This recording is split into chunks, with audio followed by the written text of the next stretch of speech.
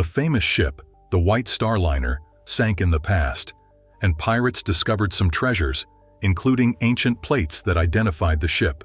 Billion-dollar wreck follows Martin Bayerle's quest to find lost treasures on the sunken RMS Republic. Many have tried to get treasures from the ship, rumored to hold up to $7 billion in riches.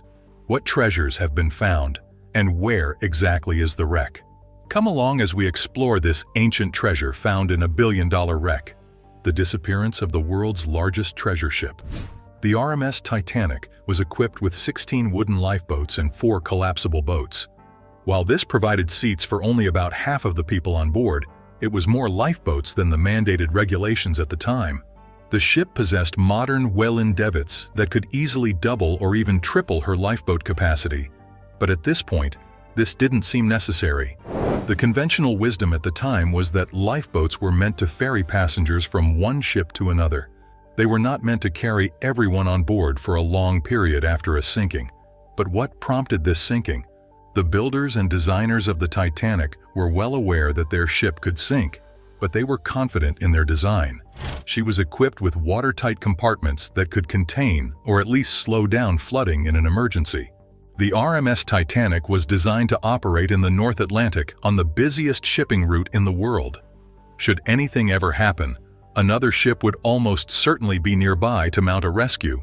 Their confidence was not just built on years of innovation and design, it was bolstered by another White Star Liner that sank just as plans for the Titanic and Olympics were coming together. A disaster in which the heroic actions of a wireless operator saved everyone on board and created a false sense of confidence in the safety of shipping at the time. The building of the RMS Republic taught shipbuilders all the wrong lessons. How did the Republic help teach all builders the wrong lessons? In what ways was this a curse rather than a blessing? First wireless rescue and the palatial liner, and RMS Republic was a steam-powered ocean liner built in 1903 by Harland and Wolff in Belfast, and lost at sea in a collision in 1909 while sailing for the White Star Line. The ship was equipped with a new Marconi wireless telegraphy transmitter and issued a CQD distress call, resulting in the saving of around 1,500 lives. Known as the Millionaire Ship because of the number of wealthy Americans who traveled by her, she was described as a palatial liner and was the flagship of White Star Line's Boston service. This was the first important marine rescue made possible by radio and brought worldwide attention to this new technology. How was such wireless contact possible? And just how much danger did it help them avert? What happened to the palatial liner? On the morning of 23 January 1909, en route from New York to Gibraltar, she sailed into thick fog off Nantucket. Commanded by William Inman Sealby, she carried 742 passengers and crew. Due to the thickness of the fog and poor visibility, the captain reduced speed and blew the ship's whistle as per protocol. A reply whistle was heard, prompting the captain to reverse engines and turn hard to port. Unfortunately, it was too late, and out of the fog emerged the SS Florida, which collided with the Republic at a right angle midships, instantly killing 2 sleeping passengers. These were Eugene Lynch's liquor magnate, wife Mary, and the wealthy banker W.J. Mooney, not in the same cabin. On the Florida, 6 crewmen were killed, bringing the total casualties from the collision to 8. On board this voyage were such celebrities of the time as Mrs. Sophie Curtis, wife of George Curtis, Mrs. Mary Severance, Professor John M. Coulter, General Barrington C. Ives, Mr. Samuel Couples, a well-known St. Louis millionaire, Mildred Montague, Countess Pasolini, Mrs. Bessie Davis, daughter-in-law of Senator Henry G. Davis. The engine and boiler rooms of the Republic were first to flood, causing the steamer to list dramatically. The Florida, in no danger of capsizing, came about to assist with the rescue of passengers, later joined by the cutter Gresham, responding to the historic distress call. The Florida took on the majority of passengers, which together with her complement of 900 emigrants, placed considerable strain on the damaged steamer. The White Star steamer Baltic also responded to the distress call, but was only able to locate the position of the Republic by that evening. Passengers were transferred from Florida to the Baltic, and a riot was narrowly averted when first-class passengers from the Republic took precedence boarding over the emigrants from Florida. The Republic did not have an adequate number of lifeboats, as did the Titanic, for the quota of passengers and crew. In this case, they were lucky, and vessels in general relied on the busy shipping lane to assist in times such as this, therefore not requiring a sufficient number of lifeboats. The Titanic in 1912 brought this naive shortcoming into the public domain, precipitating a change in legislation. Despite the application of collision mats and canvas treated with sealant to stem leaks in hulls, the Republic sank on 24 January, the largest vessel to sink up until that time. All crew and passengers were safely evacuated, and only the 8 mentioned above died due to the impact of the collision. Up until now, there have been numerous attempts to salvage the treasures that are aboard the Republic. But how many treasures were on the vessel? The Republic's treasure and its billion-dollar worth. A Miami, Florida treasure salvage company plans operations in 2020 to recover gold estimated today at more than $7 billion that the firm asserts was aboard the RMS Republic when it collided with another vessel on January 24, 1909, south of Nantucket Island, Massachusetts, and sank.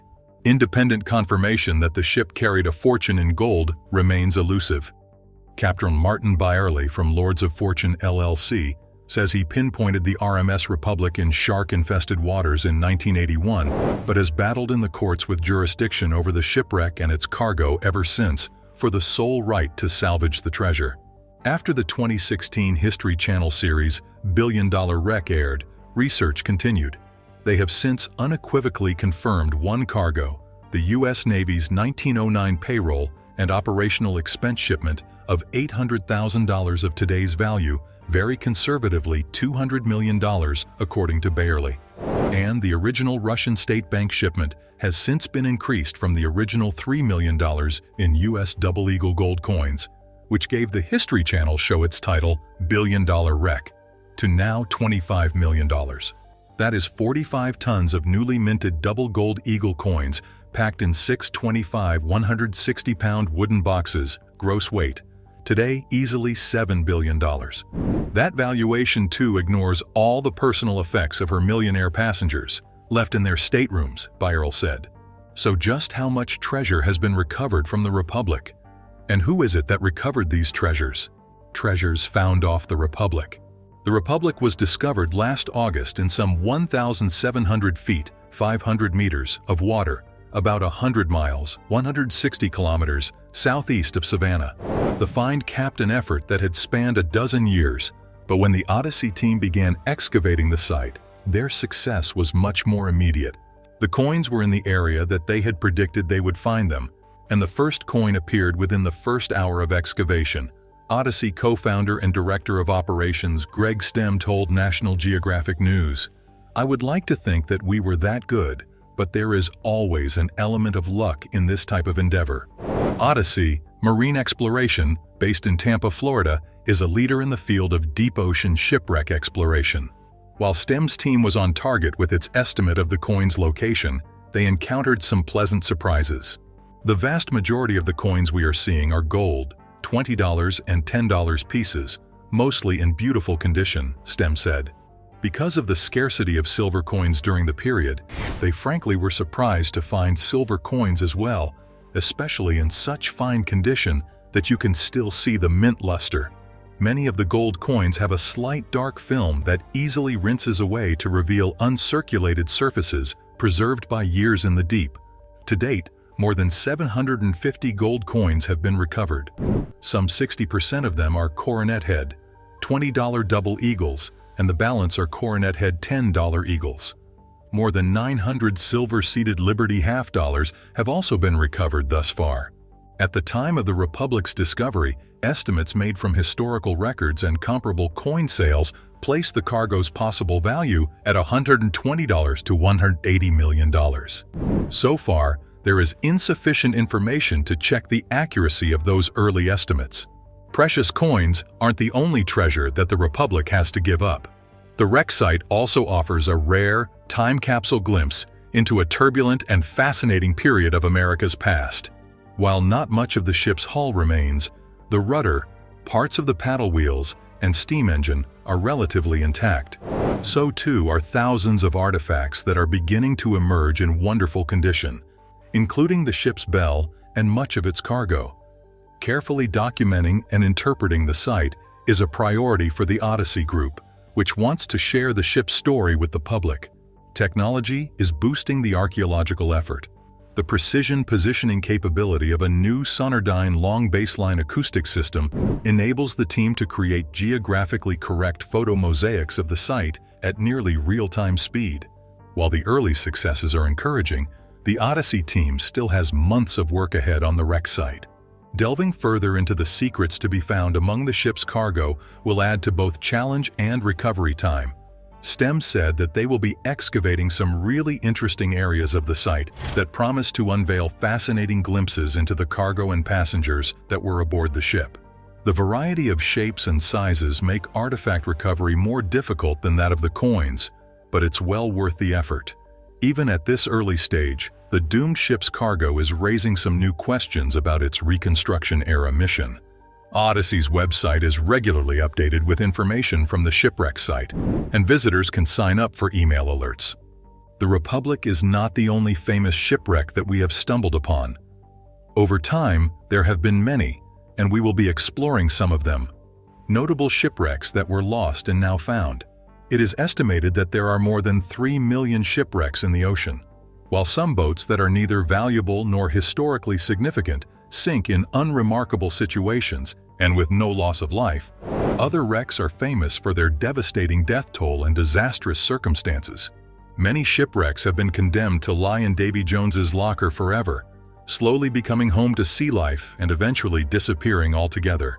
However, several famous wreckages have since been rediscovered and raised from the seabed, and offer us a fascinating insight into the lives of those who sailed them. Even some shipwrecks that remain underwater have been found with troves of priceless treasures and are popular destinations for scuba divers. Now, let us take a look at these shipwrecks and the different circumstances surrounding why they were wrecked, starting with the Endurance ship. Endurance 1915. For over a century, the explorer Sir Ernest Shackleton's ship, Endurance, was lost beneath the ice floes of the Weddell Sea in the Antarctic. The Imperial Trans-Antarctic Expedition had set out in 1914 to cross the Antarctic continent via the South Pole. However, the Endurance never reached land. It became stuck in sea ice, and in its clutches the ship drifted northward until it was eventually crushed and sunk in 1915, stranding the 28 men of the expedition on the ice. From there, they would begin an extraordinary journey home. 107 years later, however, in February 2022, a crew of scientists and archaeologists, as well as filmmakers led by historian Dan Snow, departed Cape Town, South Africa, on board the icebreaker Agulhas II, towards the presumed location of Endurance's sinking.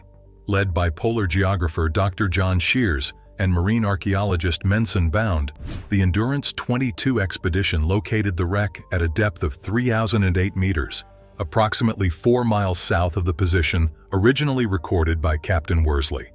Whilst this shipwreck is old, over 2,029 years old, but it's not the most ancient on this list. Antikythera shipwreck on 7060 BC. In 1900, sponge divers off the tiny Greek island of Antikythera uncovered an ancient shipwreck on the seabed. Subsequent archaeological investigations revealed that it was a Roman ship that sank between 70 and 60 BC during a voyage to Italy. It took with it a fortune in fine art and treasures, including 3 corroded pieces of flat bronze, which when reassembled created a device known as the Antikythera mechanism, which is thought to be the world's first analog computer and has since become one of the world's most treasured archaeological finds. Researchers have described the wreckage as a floating museum, with finds including bronze statues, 36 marble sculptures, statues, a bronze lyre, several pieces of glasswork, coins, jewelry, and even human remains of the crew and passengers. Many of the stunning finds are now on display in the National Archaeological Museum in Athens. This wreckage helped enlighten us about the ways of life of the ancient Greeks and their arts, which leads us to our next shipwreck. The Mary Rose 1545. The Mary Rose was one of the most speedy and heavily armed warships in the English fleet.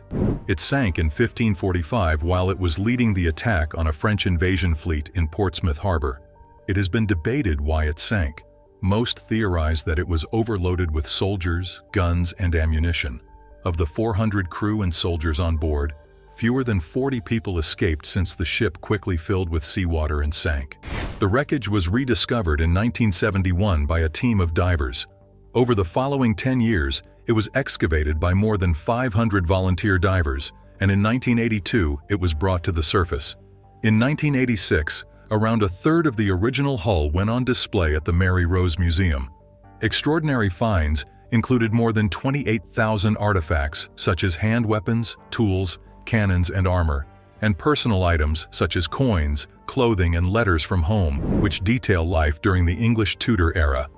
Human remains in the wreck indicate that many had experienced childhood malnutrition, while crew members showed signs of arthritis and bone fractures. This shipwreck displays the dynamics of war and its devastating consequences, a theme that is prominent in many shipwrecks. Vasa 1628. When it was launched in 1628, Vasa was one of the most powerful warships in the world and was the jewel of the Swedish Navy. However, upon its maiden voyage, it had barely traveled 1 mile before it was struck by wind, rolled over, and sank in front of the crowds on shore that had gathered to cheer its departure. The wreck of the mighty Vasa was rediscovered in Stockholm Harbor in the 1950s and was eventually removed to a dry dock after extensive work and preparation. Since 1990, the wreck has been on display in Stockholm. Remarkably, much of its hull and detailed woodwork is still intact after centuries of submersion, probably due to the harbor's polluted water preventing wood-eating microorganisms from surviving. More than a dozen people and thousands of artifacts have also been recovered from the wreck, including hand weapons, ship tools, cannons, sails, and personal items such as clothes, shoes, and coins. Nature can be a very terrible opponent, and not many ships can say they won against it. Queen Anne's Revenge, 1718. The Queen Anne's Revenge was a former French slave carrier that was then captured and commanded by the feared English pirate Blackbeard. Blackbeard and his crew used it to plunder Dutch, British, and Portuguese ships on their way to the Caribbean. However, it ran aground in North Carolina in 1718. Blackbeard escaped on a smaller ship along with most of the treasure, leaving the ship to be wrecked and sunk. In 1996, the ship's wreckage was rediscovered lying in around 28 feet of water around a mile offshore.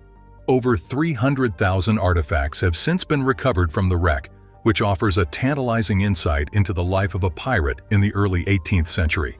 In addition, many cannons have been found, far more than normal for a ship of its size, from a variety of European foundries, reflecting the diversity of cannons that had been seized and plundered during the colonial era.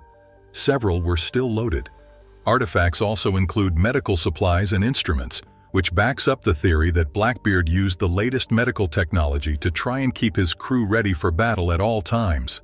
Pirates played a key role in countries increasing the defense of their ships, as pirates once constituted a menace to the high seas. HMS Victory 1744. The 100-gun HMS Victory was launched in 1737. It was while on a mission to relieve a British convoy trapped by a French blockade in Portugal that it was separated from the fleet and sank, probably due to a combination of stormy weather, a top-heavy design, and rotten timbers. All 1,050 crew members were killed. In 2008, the wreck was discovered in a location further away than archaeologists and historians had predicted. The discovery of a larger gun, which was only carried on a prime vessel of HMS Victory's size, allowed archaeologists to definitively identify the wreck. As well as the cannon, rigging, glass bottle fragments, parts of the hull, and anchors were also unearthed. It has long been rumored that a large gold hoard was on the ship when it sank. However, it has never been found, and its existence is debated by historians. Since it is a military wreck, the British government owns the remains of the HMS Victory. Despite the British claiming the wreck, there are still individuals out there who believe they can lay hands on the large gold hoard. The Sultana, 1865. The explosion and sinking of the steamboat, the Sultana, marks the worst maritime disaster in the history of the U.S. The ship was chiefly used for the lower Mississippi cotton trade, but was increasingly used at the end of the American Civil War to transport prisoners of war from the Union Army back home. Though it was designed to have a capacity of 376 passengers, the Sultana was carrying a staggering 2,137 people when 3 of the boat's boilers exploded and caused her to sink near Memphis, Tennessee. The death toll is uncertain, but estimates have ranged from anything from 1,200 to 1,800 people. Despite the disaster, it was overshadowed in the press by events about the end of the Civil War and the killing of Abraham Lincoln's assassin. As a result, nobody was ever held accountable. In 1982, blackened pieces from the wreck of the ship were discovered in a soybean field around 6 kilometers from Memphis, which is likely where the Mississippi River used to flow through. A temporary Sultana Disaster Museum was opened in 2015 on the 150th anniversary of the tragedy, featuring relics discovered amongst the wreckage. The display of the wreck stands to remind us of these painful events, to help us never forget history. RMS Titanic, 1912. The Titanic is undoubtedly one of the most famous and luxurious ships of all time. When it was built in the early 20th century, it cost an equivalent of $180 million today and was considered to be unsinkable. However, after striking an iceberg, the ship took on a massive amount of water and began to sink quickly. A combination of a lack of emergency protocol and a tiny number of lifeboats led to 1,117 people losing their lives. In 1985, the wreckage was discovered 13,000 feet underwater and nearly 4 kilometers off the coast of Newfoundland. Several treasures were recovered from the cargo hold of the first-class passengers, along with other fascinating artifacts. Though some companies have proposed plans to raise the ship to the surface, the wreckage is incredibly fragile because it is being destroyed by iron-eating bacteria. Scientists suggest that within the next 100 years, the wreckage will have all but disappeared. Today, the wreckage is protected under the UNESCO Convention. The Titanic is perhaps the most iconic shipwreck in history. To this day remains a sight that people are willing to pay hundreds of thousands of dollars to see. MV Dona Paz, 1987. The sinking of the MV Dona Paz is the deadliest peacetime maritime disaster in history and is remembered as Asia's Titanic. A Japanese-built and Philippine-registered ferry, it was launched in 1963 and had a capacity of 608 people. However, it was severely overcrowded, with some 2,000 passengers on board who were not listed on the manifest. On December 20, 1987, it collided with the oil tanker MT Vector, which caused a huge fire and explosion that claimed the lives of 4,186 people. Only 25 people survived, having been picked up by a nearby ship. It took 8 hours before Filipino authorities learned of the accident, and another 8 hours to begin search and rescue operations. It was claimed that the ship didn't have a radio and the life jackets were locked away. Blame was also pointed at MT Vector, which was later discovered to be unseaworthy, operating without a license and looking for a qualified master. The wreck lies 500 meters beneath the sea and is in good condition. SS Edmund Fitzgerald. The majestic SS Edmund Fitzgerald was an American freighter. The ship was launched on 7th of June 1958 and was the biggest vessel to ply on the Great Lakes of North America at that time. It carried a cargo of taconite iron ore from mines near Minnesota to the ironworks in Ohio, Michigan, and Detroit. She was a famous ship that broke its previous records and set new ones in its 17 years of service. She embarked on her last unfortunate voyage from Wisconsin near Duluth on 9th of November 1975. She was carrying a cargo of ore pellets and was headed by Captain Ernest M. McSorley. The ship was destined for a steel factory in Detroit and was moving when she was joined by another ship, SS Arthur M. Anderson. The next day, both ships were caught in a strong storm with hurricane winds and almost 11-mile-high waves. On the evening of 10th November 1975, Edmund Fitzgerald sank around 17 miles north-northwest of Whitefish Point, Michigan. The entire 29-member crew went down with it in what has become the greatest Great Lakes shipping tragedy of all time. This stands to remind us that nature, whilst beautiful, can also be terrible, and we shouldn't mess with it. HMHS Britannic.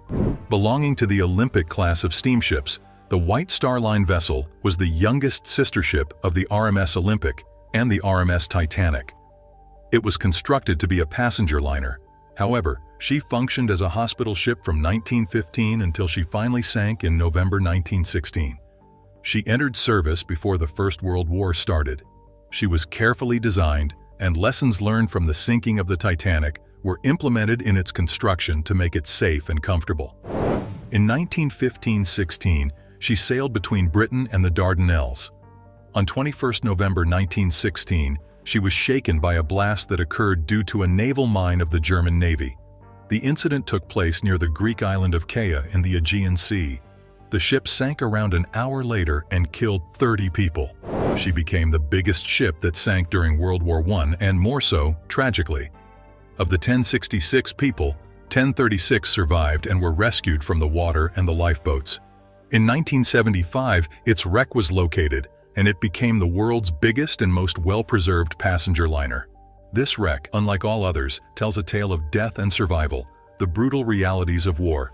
HMS Curaçao. HMS Curaçao was a light cruiser constructed for the Royal Navy. She functioned as a flagship most of the time. Assigned to the Atlantic Fleet in 1919, she was sent to the Baltic to support the British forces in their campaign during the Civil War in Russia. After encountering a naval mine, she suffered damage and was sent to be repaired. Later, she was shifted to the Mediterranean Fleet in 1922-23 to support British troops in Turkey. She was converted to a training ship in 1933, and in 1939, before the Second World War started, she was made into an anti-aircraft cruiser. After 1940, she became an escort ship. In 1942, she escorted the RMS Queen Mary, which resulted in the tragedy.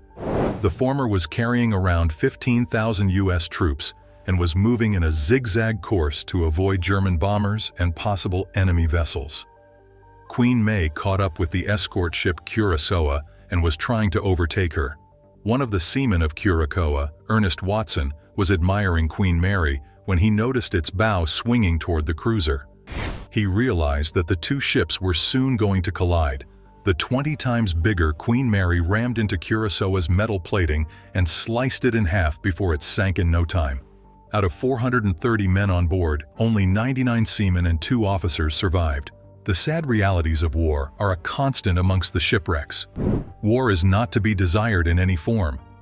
The fleet of Kublai Khan. Kublai Khan's lost fleet is one of the most famous shipwrecks of old times. 2 Mongolian invasion fleets attempting to attack Japan were wrecked in storms in 1274 and 1281, killing tens of thousands of troops. Several artifacts belonging to these vessels were found centuries later on the seabed of the Amari Gulf. In October 2001, an entire shipwreck claimed to originate from Fujian in South China was discovered by archaeologists. Recently, in 2015, archaeologists located a Mongolian ship in a bay close to the city of Matsura, near the island of Kyushu. From Murano glassware and a crystal chandelier to some very expensive Frank Gutierrez paintings, these are some of the most expensive treasures ever found on Storage Wars. First up, we have René Nazoda with his Murano glassware and crystal chandelier. In this particular episode, René Nazoda, the master of bold bids and calculated risks, was on fire. He was in the mood for some serious storage unit action. So he headed to an auction and started making bids left and right, as only René can. 1 unit wasn't enough for him. He wanted 3. Can you imagine the stakes? 3 storage units, a grand total of $7,100 on the line. The excitement was building, and the expectations were high. But would René's risky move pay off? As they flung open the doors of the first storage unit, it became clear that René might have hit the jackpot. Inside, there was a treasure trove of Murano glassware. If you're not familiar with Murano glass, it's the good stuff. Crafted in Murano, Italy, and world famous for its beauty and craftsmanship, there were over 100 pieces in various styles, and things were looking up. Now you might wonder, what's the big deal about Murano glass? Yes! Woo! I just hit a home run again. And he scored. Well, it's valuable, my friends. The appraisals that followed suggested that this glassware collection could be worth up to $15,000. That's right, Renee's daring move was already starting to look like a genius decision. But that's not all. The treasure hunt continued as they moved to the second storage unit. And what did they find? Mid-century furniture. That sleek vintage furniture from the mid-20th century was nothing short of amazing. An estimate was thrown out there, and it looked like these pieces could add another $4,500 to Renee's potential profit. The third storage unit was holding a jaw-dropping surprise, a massive crystal chandelier. This thing was no ordinary chandelier. It weighed around 200 pounds and measured a substantial 26 inches in size. That can't be right. What? It's twice the size, 200 pounds, $15,000. That's that, for half.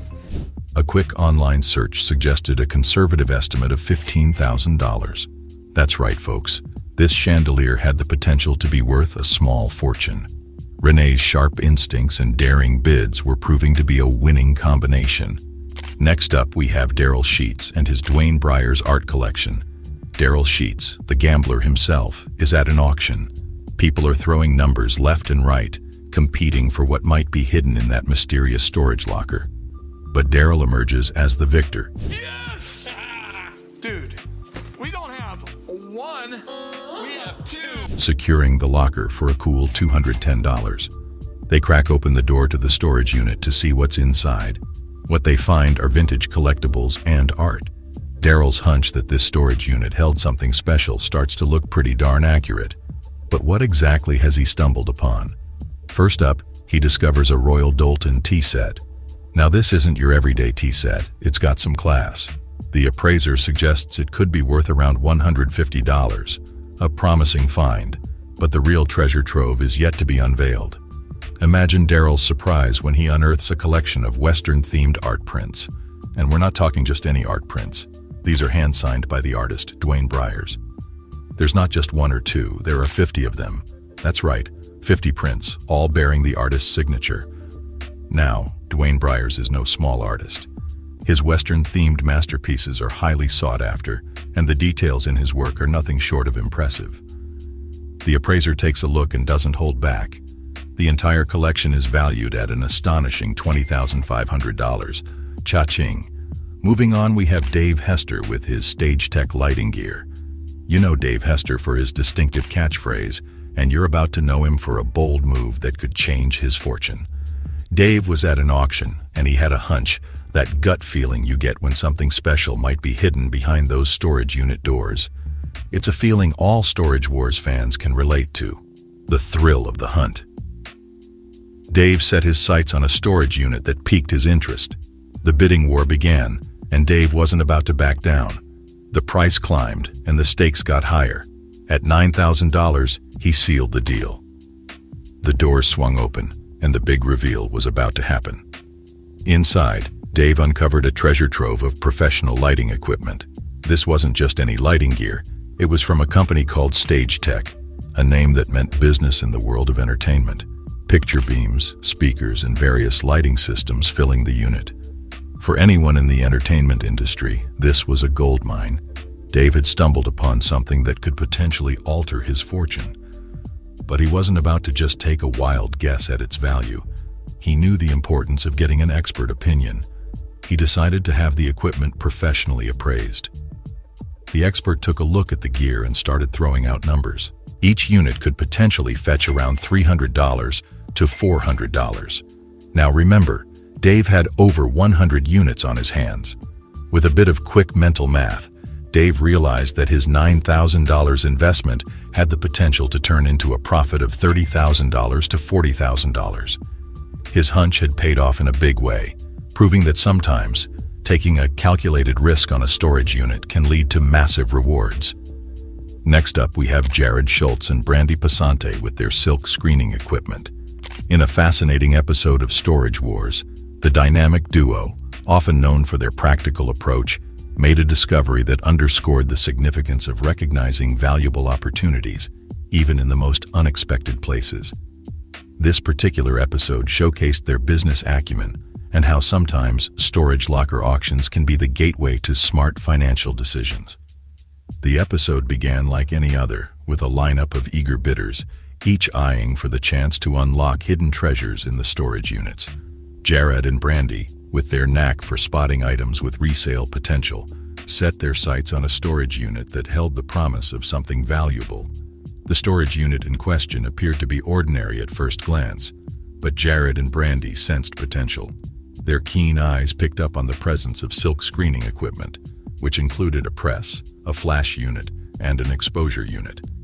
It was a discovery that hinted at a possible business opportunity. Understanding the importance of assessing the true value of their find, Jared and Brandy decided to call in experts to appraise the silk screening equipment. They knew that while it might not be as glamorous as discovering art or antiques, the practicality and potential resale value of such equipment could make it a wise investment. The experts carefully inspected the silk screening equipment, evaluating its condition, functionality, and market demand. The results of the appraisal were eye-opening. The collection was valued at approximately $5,000, which was an impressive return on their investment. It was a moment of triumph for Jared and Brandy, who had shown their ability to spot opportunities in the most unexpected places. Now, moving on, we have Barry Weiss and his baby grand piano. In a memorable episode of Storage Wars, the mysterious and always stylish Barry Weiss found himself at the center of a storage locker discovery that would leave him both pleasantly surprised and considerably richer. Barry, with his penchant for taking chances and following his instincts, attended a storage locker auction with one thing in mind: his gut feeling. As the bidding intensified, Barry's unwavering belief in his intuition drove him to secure the locker. He made the winning bid at a reasonable price, not knowing what hidden gem lay behind those metal doors. It was a leap of faith based on a gut feeling, and little did he know that it would pay off handsomely. Upon opening the locker, the moment of revelation arrived. To Barry's astonishment, he discovered a baby grand piano nestled among the contents. It was a sight to behold, a beautiful and elegant musical instrument tucked away in a storage unit. The piano was in excellent condition, and Barry realized he might have stumbled upon something truly remarkable. Understanding the importance of valuing his find accurately, Barry decided to seek the expertise of a piano appraiser. He wanted to determine the worth of this unexpected treasure.